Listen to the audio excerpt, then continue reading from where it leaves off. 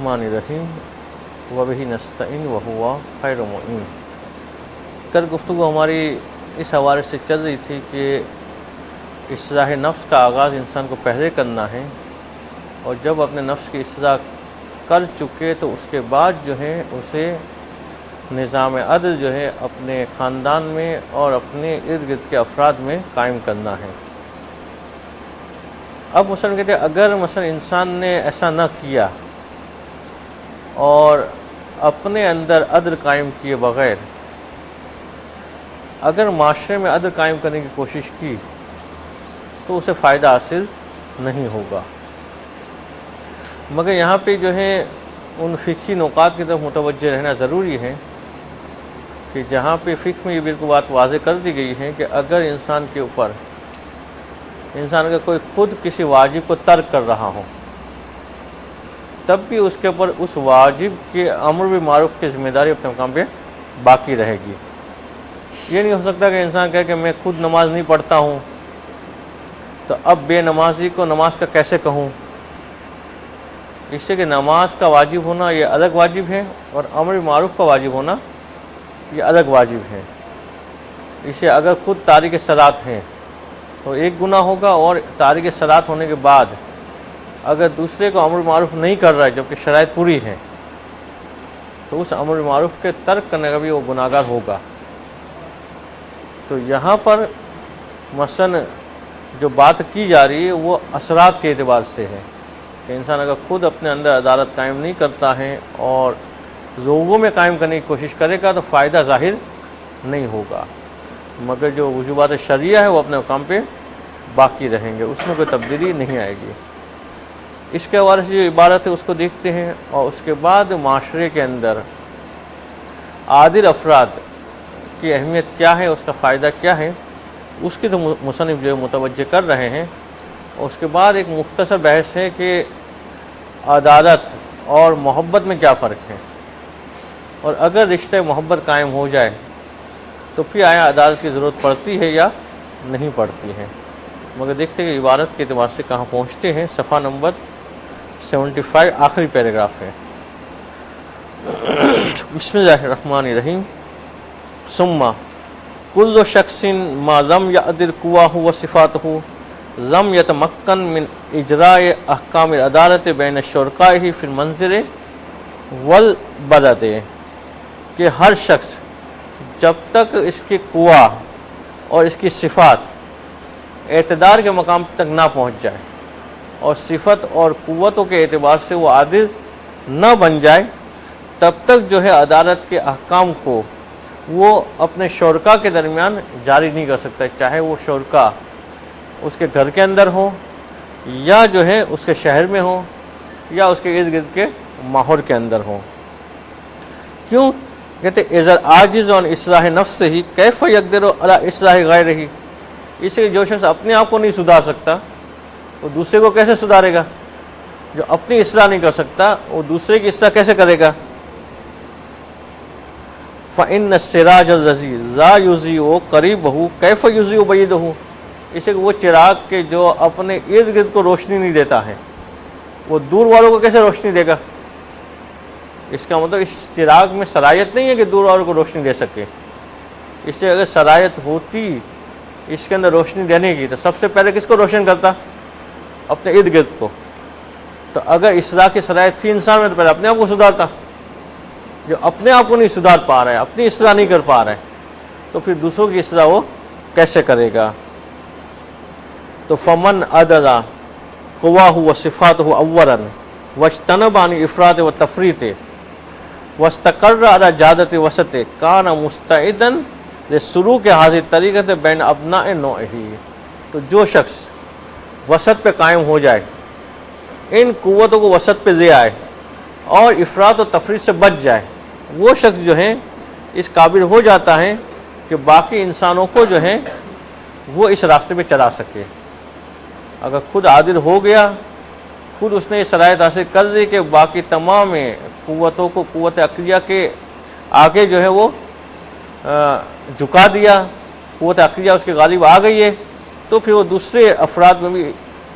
یہ والا کام کر سکتا ہے، دوسرے لوگوں کی بھی اصلاح کر سکتا ہے۔ اور وہ خلیفۃ اللہ فی ارضہ، اور ایسی صورت میں یہ پروردگار عالم کا نمائندہ بن جائے گا، اور پروردگار عالم کا نمائندہ بنتے ہوئے لوگوں میں اصلاح کا کام کرے گا کہ وَإِذَا كَانَ مِثْلُهُ حَاكِمًا بَيْنَ النَّاسِ وَكَانَ زِمَامُ مَصَالِحِهِمْ فِي قَبْضَةِ اقتدارِهِ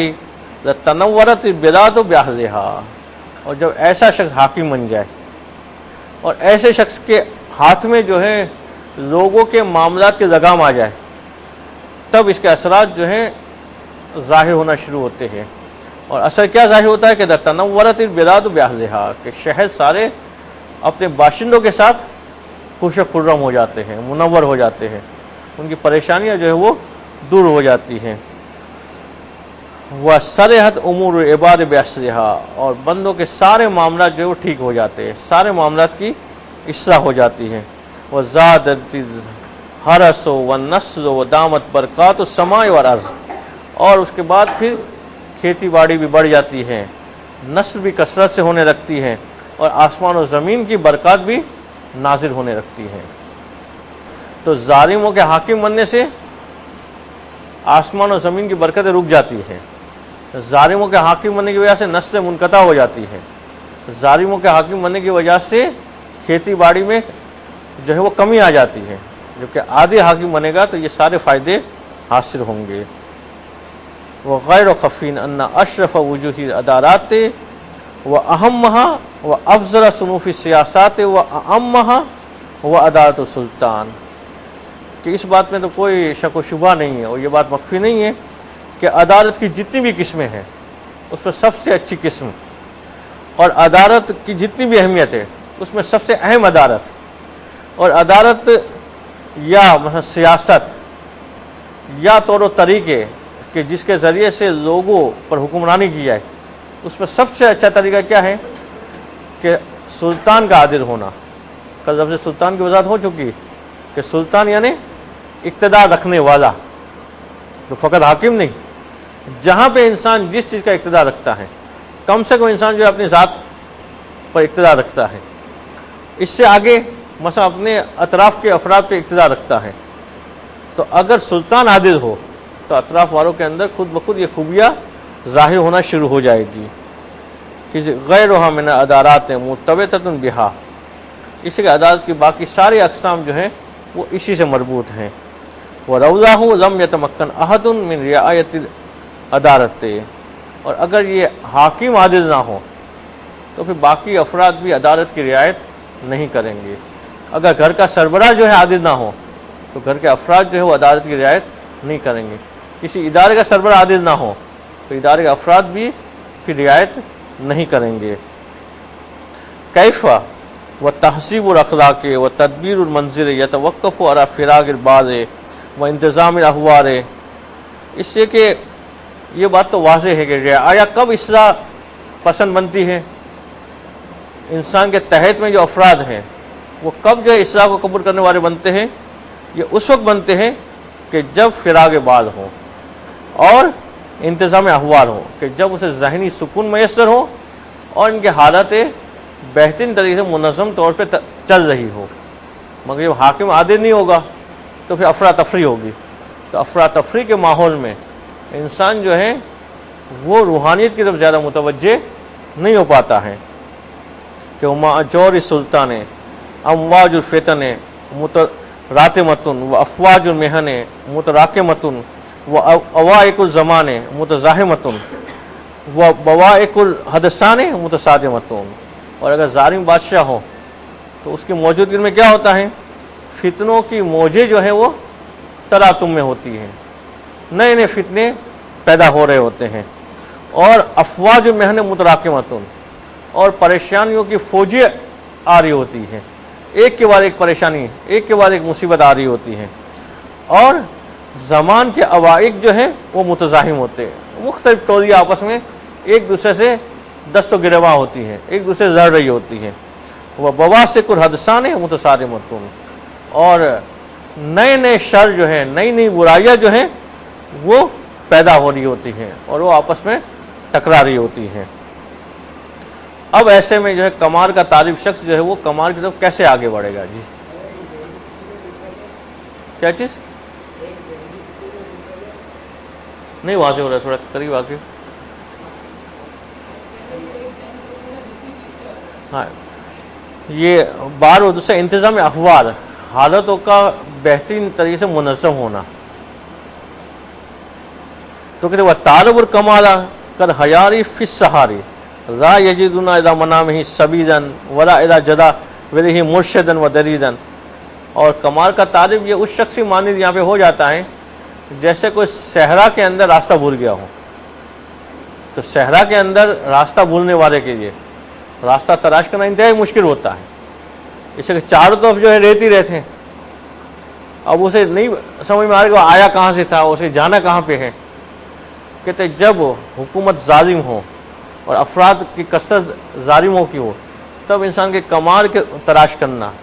اور روحانی مقام کے لیے آگے بڑھنا یہ اسی انداز سے مشکل ہوتا ہے کہ لا یجدون اذا منامہ، منزل کو وہ پاتا نہیں ہے کہ منزل تک پہنچنے کے کون سا راستہ ہو. ولا اذا جا ورہ مرشدن و دلیلن، اور جو اس نے راستہ پا بھی دیا ہے تو اس میں کیسے آگے بڑھایا اس کے لیے کوئی مرشد اور دلیل نہیں رکھتا ہے کہ کوئی رہنمائی کرے اسی اور اس مقام پہ پہنچائے. وہ ارسات العلم والعمر دراست الاثار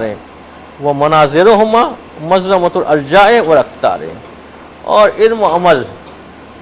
یہ جو ہیں ظالم حکومتوں میں من پڑ جاتے ہیں، اس سے تو لوگ متوجہ نہیں ہوتے. اور علم درسگاہیں جو ہیں وہ مظلمہ کا معنی وہی تاریک ہو جاتی ہے کہ وہ اندھیرا چھا جاتا ہے کہ جہاں پہ عام طور پہ کوئی لوگ جاتے نہیں ہیں.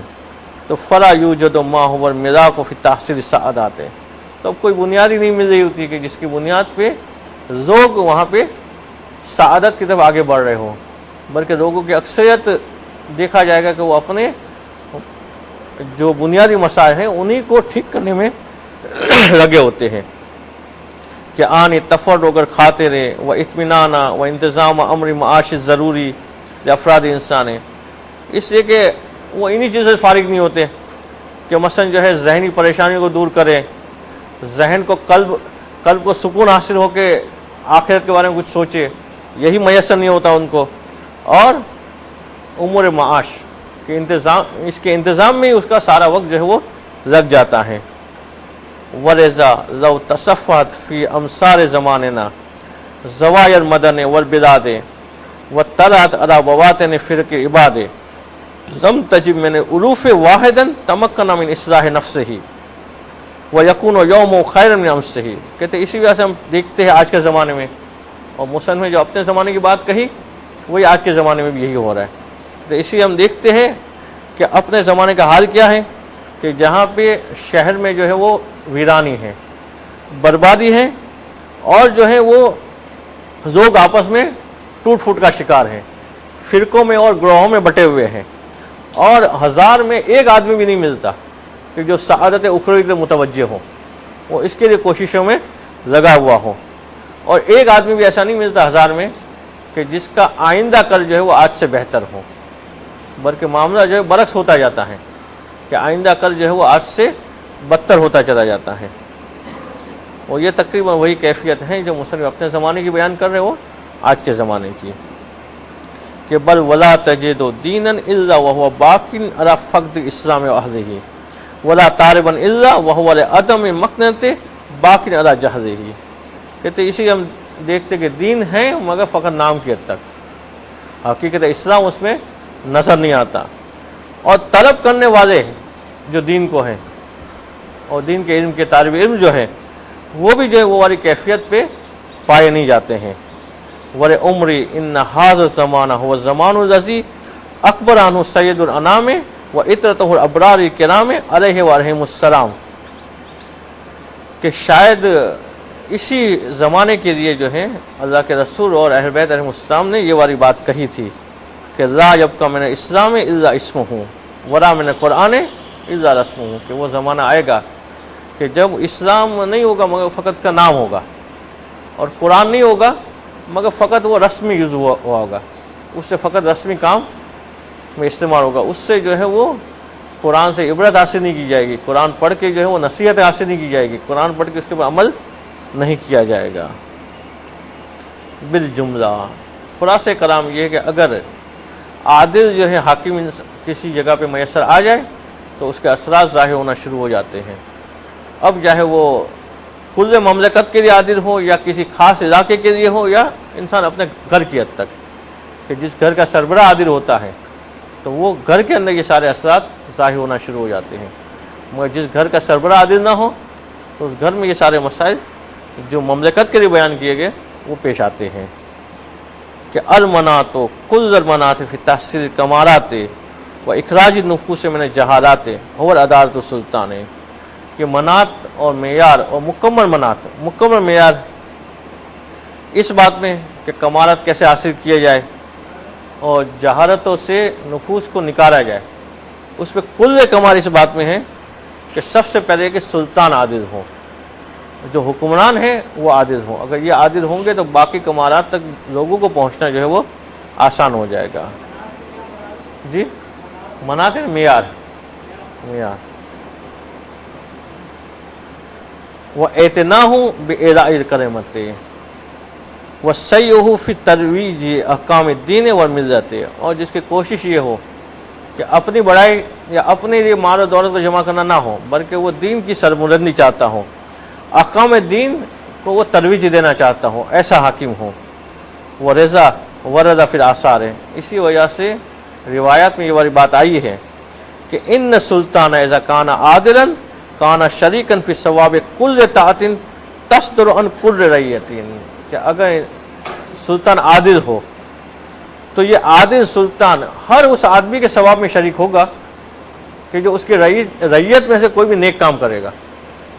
تو رعایا جو نیک کام کرے گی اس کا ثواب اس حاکم کو بھی ملتا جائے گا. وہ اسی طرح سے گھر کے سربراہ کو، کہ اگر گھر کا سربراہ عادل ہوگا اور عادل ہونے کے بعد اس نے اس عدالت کو اپنے گھر میں نافذ کیا ہوگا تو گھر والے جتنے نیک کام کریں گے اس میں وہ بھی شامل ہوتا چلا جائے گا. اور پھر برعکس بھی ہے کہ وہ ان کا نا جائرن کانا صحیحً فی معاصیہم، اور اگر حاکم ظالم ہوگا تو پھر اس کا حصہ جو ہے لوگوں کے گناہوں میں بھی ہوگا، کہ لوگوں کو تو ان کے گناہوں کی سزا ملے گی مگر ساتھ ساتھ یہ سزا حاکم کو بھی ملے گی. اسی لیے ہم کہتے ہیں کہ بعض ظالم ایسے گزرے ہیں کہ امت میں جتنے گناہ ہوں گے ان تمام گناہوں کی سزا اسے بھی ملے گی، کہ جنہوں نے اول دین ہی جو ہے وہ صحیح مقام سے جو ہے دین کو ہٹا دیا اور دینداروں کو ہٹا دیا اور حکومت کا رخ جو ہے وہ موڑ دیا اور خاندان اہل بیت سے جو ہے وہ حکومت کو جدا کر دیا. وقال سید الرسول صلی اللہ علیہ وآلہ وسلم،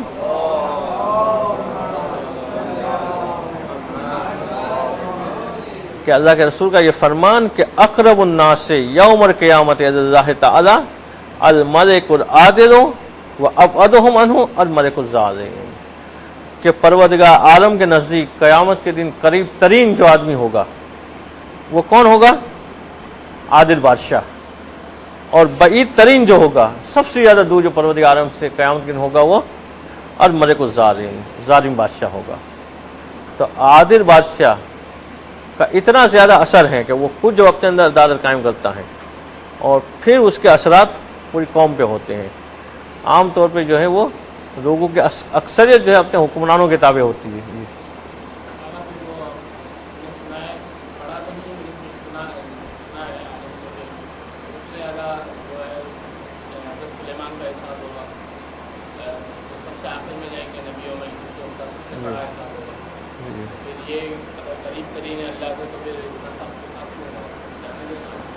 اس لیے کہ مثلا جب حکومت حاصل ہوتی ہے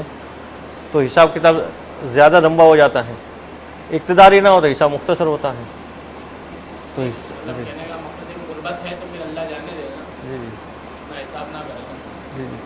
ہم اگر اس میں کوئی ٹکراؤ نہیں قربت میں اور اس میں،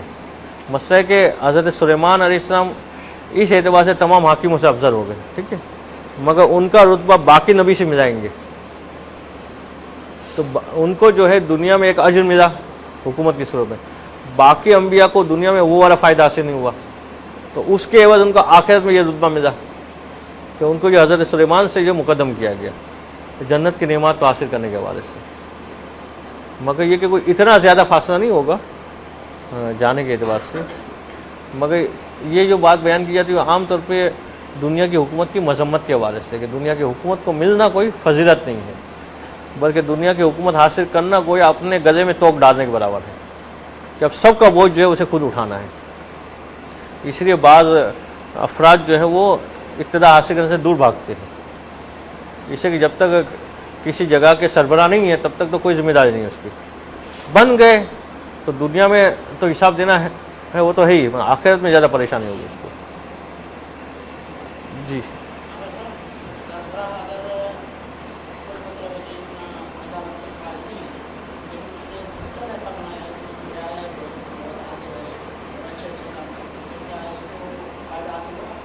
اس کو فائدہ حاصل ہوگا، مگر یہ کہ یہ فائدہ دیکھنا پڑے گا وہ سربراہ عادل نہیں مومن ہے یا نہیں ہے۔ اگر غیر مومن ہے تو اس کو فائدہ دنیا کی حد تک ہوگا، اگر مومن ہے تو پھر آخرت میں فائدہ ہوگا۔ مگر مومن میں بھی یہ مسئلہ ہوتا ہے کہ اس نے جس حکومت کو عکس کیا وہ حکومت جائز ہے یا نہیں ہے۔ اسے کہ حکومت حقیقت میں تو فقط امام ہی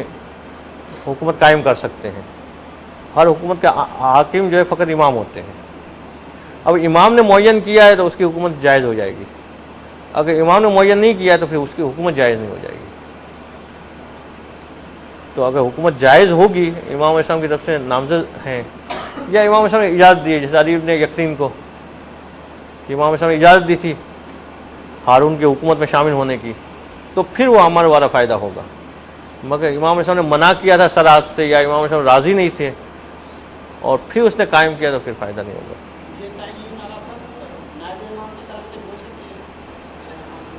ہاں کسی حد تک ہو سکتی ہے، مکمل طور پہ نہیں۔ ولایت فقیہ کے اعتبار سے فقیہ کے اختیارات حاصل ہیں، مگر وہ اختیارات اتنے نہیں ہیں جتنے امام علیہ السلام کے ہیں۔ البتہ خود یہ ولایت فقیہ کا موضوع جو ہے وہ درس خارج میں بحث ہوتی ہے اس کے اوپر، بعض جو ہے وہ زیادہ اختیارات کے قائل ہے، بعض جو ہے کم اختیارات کے قائل ہیں، مگر پھر جملہ جو ہے وہ اختیار ہوتا ہے کسی حد تک۔ تو سب سے قریب ترین جو قیامت کے دن پروردگار عالم کے نزدیک ہوگا اس کے بندوں میں وہ جو ہے وہ عادل بادشاہ ہوگا، اور جو بعید ہوگا وہ ظالم بادشاہ ہوگا۔ وہ ورد عنہ صلی اللہ علیہ وآلہ وسلم،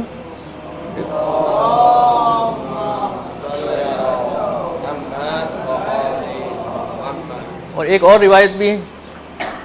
کہ عدل ساعت خیر من عبادت 70 سنہ، کہ ایک لمحے کے عدل کرنا یہ 70 سال کی عبادت سے افضل ہے، کہ 70 سال انسان عبادت کرے اس کے مقابلے میں ایک لمحہ، سات کا لفظ لمحے کی بھی آتا ہے، منٹ کے بھی یوز ہوتا ہے، گھنٹے کے بھی یوز ہوتا ہے، کہ ایک ساعت کی عدالت یہ 70 سال کی عبادت سے افضل ہے۔ وہ یہ اللہ کے رسول سے منسوب حدیث ہے۔ تو کیا مثلا اس میں کر کیا دیا اس نے کہ جس کی وجہ سے 70 سال کی عبادت سے افضل ہے؟ تو پھر حدیث کو سمجھا رہے کہ وہ سر ان اثر عدل ساعت واحدۃ ربما یسیر الی جمیع المدن والامصار ویبقى علی مر الدہور والآثار۔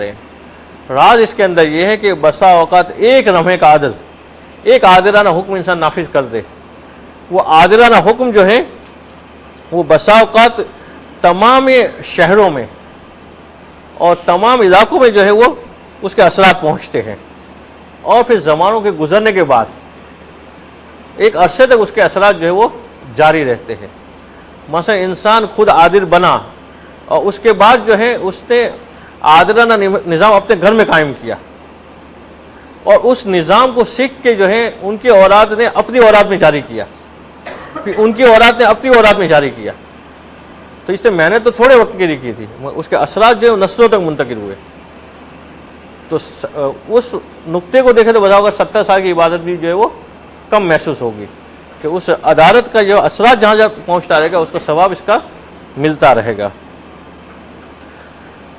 وقار بعض الاکابر، اور بعض بزرگ علماء یہ جملہ کہتے ہیں کہ لو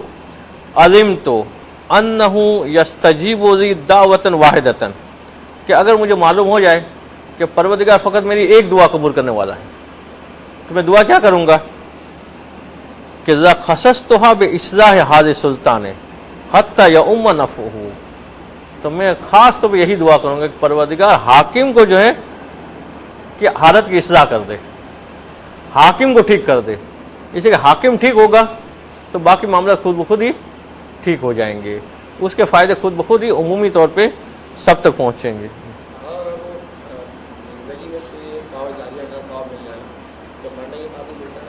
ملتا رہے گا آخر تک، جب تک وہ اس نے جو کام کیا ہے اس کا اثر جاری رہے گا وہ ملتا رہے گا۔ انسان ایک کتاب لکھی ہے، اس کتاب سے جب تک لوگ فائدہ اٹھاتے رہیں گے اس کا ثواب ملتا رہے گا۔ اسی طرح سے مثلا جو ہے وہ علم پھیلانا اور مثلا جسے دوسرے فلاحی کام کرنا، اور البتہ اس صورت میں جب یہ سارے کام جو قربتاً الی اللہ ہوں، انسان کتاب لکھے اس لیے کہ اس کی تعریفیں ہوں، اس کے لوگ واہ واہ کریں، یا مثلا تقریر کرے اس لیے کہ مثلا لوگ جو ہے وہ خوش ہوں مثلا اس سے، اس کے قریب آ جائے۔ تو اگر دنیا مقصد ہے تو دنیا کے تک محدود رہے گا، آخرت مقصد ہو تو آخرت تک ثواب جائے گا۔ اب اس کے بعد مختصر بحث ہے جو انشاءاللہ 10 منٹ میں ہو جائے گی۔ تنویر کہ لا حاجت عدالت مع رابطۃ المحبت، کہ جب محبت کا رشتہ قائم ہو جائے تو پھر عدالت کی ضرورت پیش نہیں آتی ہے۔ عدالت کی ضرورت وہاں پیش آتی ہے کہ جب محبت کا رشتہ نہ ہو۔ تو کہا گیا اتنا تو کرنا ہے، جب پروردگار اور بندے کے درمیان وہ پکا رشتہ قائم نہ ہوا تو انسان پوچھتا ہے کہ کم از کم کتنی نمازیں پڑھنی پڑے گی؟ کہا وہ 5 وقت کی تو پڑھنی پڑے گی، اس کے بغیر تو چارہ نہیں ہے۔ جب رشتہ قائم ہو جائے تو پھر یہ 17 رکعت کم لگتی ہے اس سے، پھر اور جو ہے وہ مستبا کی متوجہ ہوتا ہے کہ جب رشتے محبت قائم ہو تو ذو استحکمت رابطۃ المحبت و علاقۃ مودت بین الناس سے لم یحتاجوا الی سلسلۃ العدالت، کہ اگر رابطہ محبت مستحکم ہو جائے اور مودت کا تعلق جو ہے وہ لوگوں کے درمیان مستحکم ہو جائے تو پھر لوگ جو ہے وہ عدالت کے سلسلے کی محتاج نہیں ہوں گے۔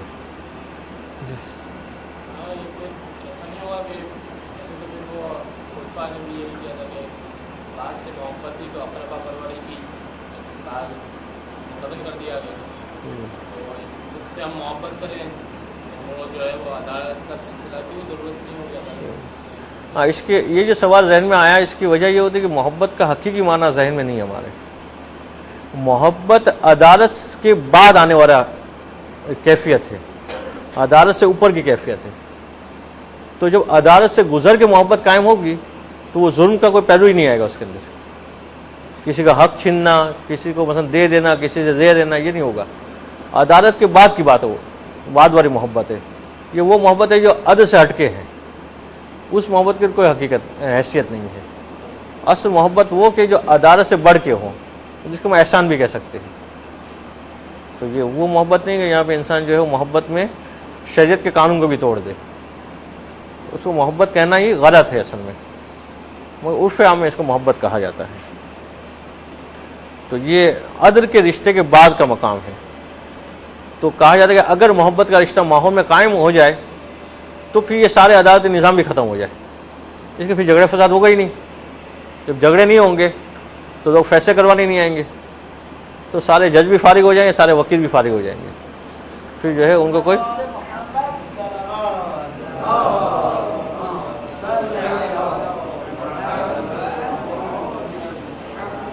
تو ان لوگوں کو پھر کوئی اور دھندا شروع کرنا پڑے گا۔ تو کہتے ہیں اگر یہ رابطے محبت اور علاقے مودت قائم ہو جائے لوگوں میں تو سلسلے عدالت کی ضرورت ہی نہیں پڑے گی کہ فَإِنَّ أَهْلَ الْوِدَادِ وَالْمُحَبَّةِ فِي مَقَامِ ایثار، اس لیے جن کے درمیان محبت کا رشتہ ہوتا ہے، مودت کا رشتہ ہوتا ہے، وہ مقام ایثار میں ہوتے ہیں۔ وہ ایک دوسرے کو کے اوپر ایک دوسرے کی چیزیں قربان کر رہے ہوتے ہیں، چھین نہیں رہے ہوتے ہیں۔ عدالت کی ضرورت کب پڑتی ہے کہ جب کوئی کسی کا حق چھین رہا ہو، تو پھر مثلا یہ فیصلہ کروانا پڑتا ہے بھائی حق کس کا ہے۔ یہاں پہ تو اثار ہو رہا ہوتا ہے ایک دوسرے پہ، تو وہاں پہ کس عدالت کی ضرورت پڑے گی؟ کہ وَلَوْ كَانَ بِهِمْ خَصَاصَةٌ فَكَيْفَ يَجُورُ بَعْضُهُمْ عَلَى بَعْضٍ، کہ جب ان کے درمیان یہ والی خصوصیت پیدا ہو جائے، اثار کا جذبہ پیدا ہو جائے، تو اب کوئی کسی پہ ظلم کیسے کرے گا؟ وہاں پہ تو بعض بار جھگڑے اس پہ کرانے پڑیں گے، معاملہ اس پہ حل کرانا پڑے گا کہ فضیلت کو یہ حاصل کرنا چاہ رہے وہ بھی حاصل کرنا چاہ رہے، تو آخر حق کس کا بنتا ہے؟ کہ جہاں پہ مثلا گراہک اور دکاندار میں جھگڑا اس پہ ہو کہ دکاندار تھوڑا زیادہ لو، گراہک میں تھوڑا کم لوں گا،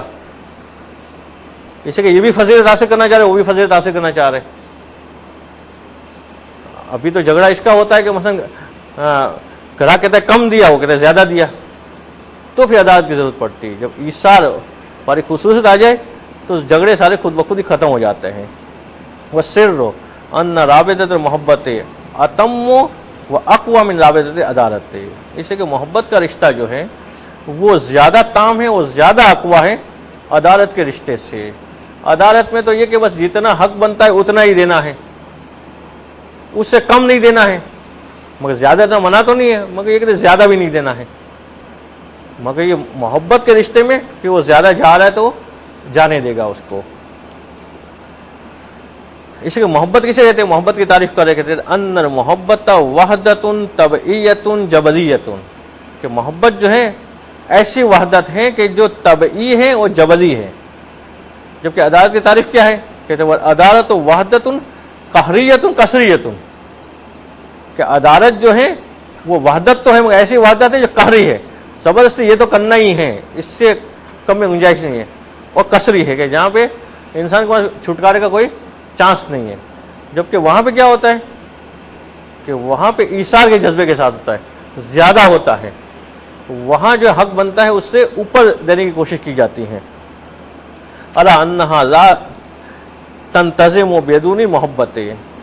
रे कौन यहाँ बायसतन इजादे। और दूसरी बात ये कि साथ साथ ये कि जब जो है मोहब्बत पैदा होती है तब जुल्म का तस्वुर नहीं होता। इसके मामला जो है मुनज़्ज़म चल रहे होते हैं और जुल्म पैदा होने की कोई वजह नहीं होती है। जुल्म पैदा होने की वजह जो है उसकी बुनियाद नफरत पे है। नफरत होती है तो जुल्म होता है, जुल्म होता है तो भी अदालत के निज़ाम की ज़रूरत पड़ती है और फैसले करवाने पड़ते हैं। नफरत ही खत्म हो गई तो मोहब्बत है, तो जुल्म नहीं होगा, जुल्म नहीं होगा तो फिर अदालत की ज़रूरत नहीं पड़ेगी। कमा उशीरा इलैहि फी हदीस कुदसी कुन्तु कंज़न मख्फियन फ़अहबब्तु अन उरफ़ा, जैसे हदीस कुदसी में परवरदिगार आदम ने तख्लीक़ कायनात की बुनियाद किसको करार दिया है? मोहब्बत को, कि मैं छुपा हुआ खजाना था, तो मैंने चाहा, मैंने पसंद किया, मैंने महबूब जाना कि मुझे पहचाना जाए। तो कायनात की तख्लीक़ का मकसद परवरदिगार ने मोहब्बत पे रखा है, अदद पे नहीं रखा है। तो फर मोहब्बत हुवा सुल्तान मुतलक़ो व अदालत नाइबुहा व खलीफतुहा, तो हकीकी सल्तनत जो है मोहब्बत को हासिल है। बाकी अदालत ये उसका नायब है, उसका खलीफा है, कि अगर कहीं मोहब्बत के रिश्ते से इधर उधर हो जाए तो अदालत की ज़रूरत पड़ती है, मगर मोहब्बत का रिश्ता कायम हो तो फिर किसी अदालत की ज़रूरत नहीं पड़ती। इससे कि मोहब्बत होगी तो नफरत नहीं होगी, और नफरत नहीं होगी तो जुल्म नहीं होगा, और जुल्म नहीं हुआ तो फिर अदालत की ज़रूरत ही नहीं पड़ेगी। तो अदालत नायब है, मोहब्बत जो है वो हाकिम मुतलक है। अब इसके बाद जो है गुफ्तगू अगली जो आ रही है, इसके अंदर ये बयान किया जाएगा कि इंसान के अंदर ये जो चारों कुव्वतें हैं वो आया पैदाइश के साथ ही चारों मजबूत होती है, यह कि मरहलावार, कि पहले एक कुव्वत मजबूत होती, फिर दूसरी, फिर तीसरी। उसके बाद गुफ्तगू है कि जो बच्चा पैदा होने के बाद सबसे पहले किस चीज़ को पसंद करता है? कि जो चीज़ होती है उठा के मुँह में डाल रहा होता है। इसका मतलब कोई और कुव्वत जो है वो पहले मरहले मजबूत है। उसके बाद कौन सी होती है? मरहलावार। उसकी गुफ्तगू इंशाअल्लाह आगे आएगी। सलवात पढ़े।